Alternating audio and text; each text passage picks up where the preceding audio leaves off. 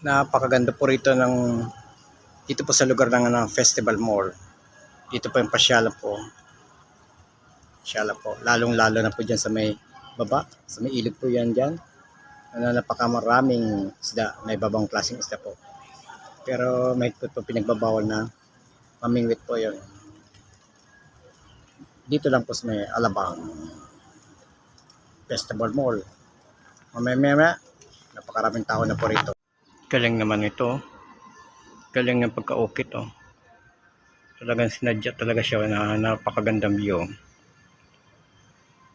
Alam mo pag sa hapon o gabi, yan ang tambayan lahat yan. Napakagandang lookout oh. Andito lang ako, paikot-ikot lang, palibot-libot lang dito sa loob ng Festival Mall. Lalong-lalo na po rito sa may ilog oh. Ilog. Ayan. Napakagandang view po rito. Dito lang sa may Festival Mall.